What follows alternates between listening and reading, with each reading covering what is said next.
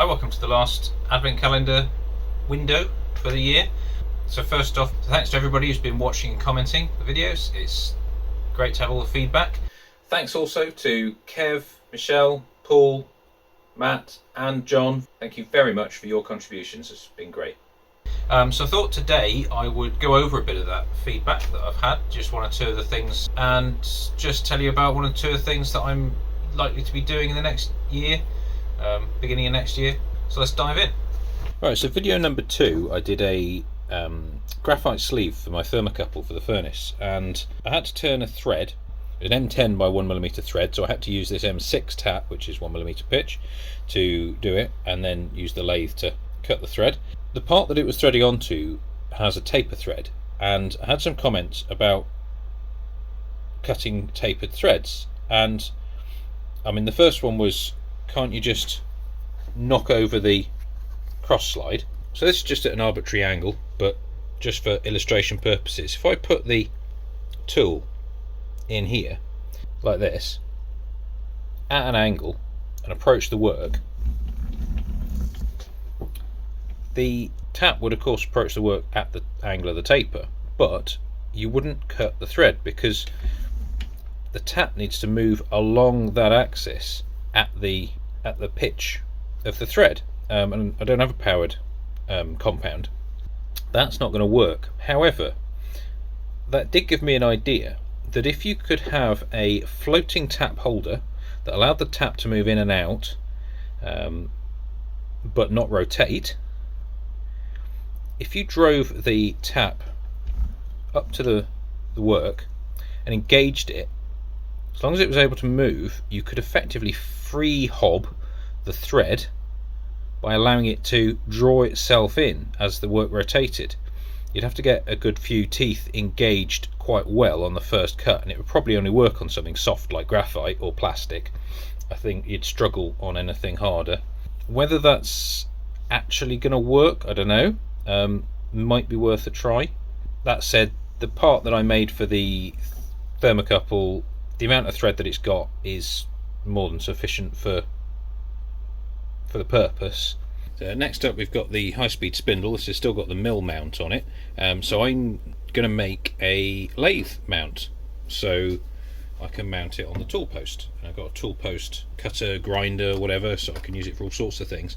But one of the things that I think it'd be really good for is using one of these 60-degree PCB cutters. I wonder whether I could use it to cut the coarse thread for my faceplate that I need to cut using the 5.5 TPI gearing that I worked out. Now see, the problem here is that the spindle is geared up from the lead screw, so the torque available is reduced from the chuck. So instead of doing it the conventional way, I think turning very, very slowly and using the spindle to machine the thread out as it turns round would be a good idea. Now I may need to gear down the motor so that the chuck will turn slowly enough to do that. We'll find out, but that's something I'm definitely going to do.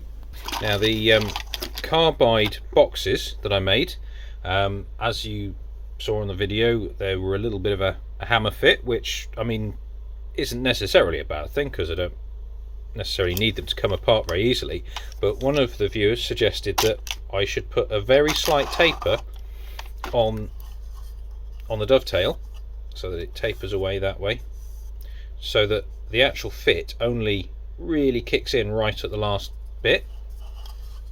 And I put a 0.1 degree taper on that because anything more than that looked kind of silly, and that made it perfect. It goes in beautifully and then just tightens up as we reach the end, which, you know, is great. That's an improvement to that. I haven't actually updated the model that I've uploaded yet, but I'll get around to that. So that was a really great suggestion. The next one was the CCMT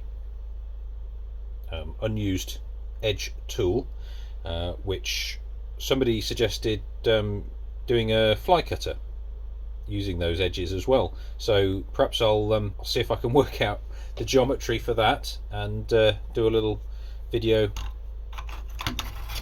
on how to make one of those. Obviously the CNC lathe is an ongoing project. The mill needs building, so that's going to be fun. I've got a friend's project where we're trying to put together some cast intake manifolds. This one's the thermostat housing for his car. There have been quite a few attempts. We're homing in on the process for doing this investment casting with Lost PLA. Once I've got something to actually show you on this, I will do a video.